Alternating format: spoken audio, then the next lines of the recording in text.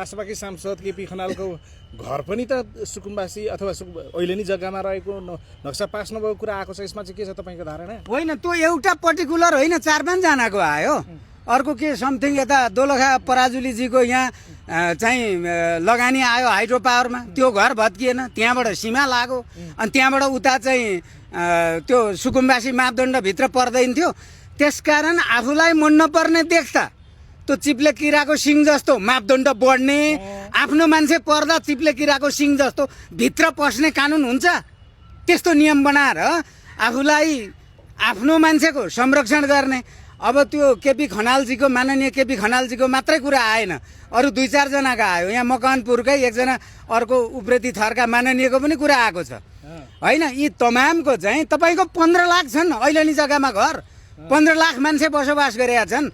अब ती 15 लाख मान्छेले जति दुःख गरे, लगानी गरे होइन, घर बनाए, अब त्यो सम्पत्ति चाहिँ संरक्षण गरिदिने, व्यवस्थापन गरिदिने, क्षतिपूर्ति दिने कि खुरुखुरु डोजर लाउने हो?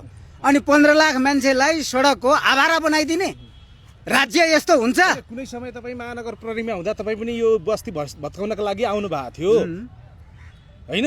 अब त्यो तपाईँहरू यो चाहिँ अनभिज्ञताको प्रश्न हो तपाईँको। मैले आरोपै लाएँ तपाईँलाई, किनभने जति बेला म एउटा कार्यालयको नियमको कानुनको अधीनभित्र बसेको कारिन्दा थिएँ, कर्मचारी थिएँ।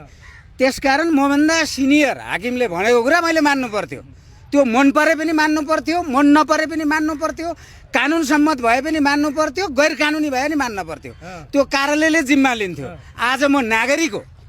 त्यसकारण हिजो तपाईँले अहिले जुन प्रश्न केन्द्रित गर्न खोज्नुभयो, यस्ता धेरै कुरा मन नपरेर राजीनामा दिए हो नि त मैले। यही कुराले गर्दा यस्तै धेरै कुरा तपाईँको हो। त्यो अन्डरग्राउन्ड पार्किङका डोजर हान्दा तपाईँहरूले थुप्रै भिडियो खिच्नु भएको छ नि, कति ठाउँ पार्किङ सञ्चालन भयो। अब तपाईँलाई अर्को कुरा भने, यही भूमाफियाको पन्जाभित्र पर्या गर्या भनेर ठमेलका होइन, त्यो एउटा ऐतिहासिक पोखरी खोसमसोट भयो भन्ने छ। त्यहाँ छायादेवी कम्प्लेक्स भनेर बनिया छ। त्यो कसले बनायो र चाहिँ सम्पदाविदहरू, सम्पदा अभियन्ताहरू त्यसको खबरदारी गरिरहनु भएको थियो र त्यो विषयको मुद्दा अदालतसम्म छ, सर्वोच्चसम्म मुद्दा छ। सुन्नु त्यो फैसला भयो कि भएन? अब त्यो सार्वजनिक हिजो इतिहासमा पोखरी थियो भने त्यो सार्वजनिक सम्पत्तिको दोहन हो कि होइन? को हो त भूमाफिया होइन? त्यसकारण अलि ठुलो मुडी, चिल्लो गाला होइन,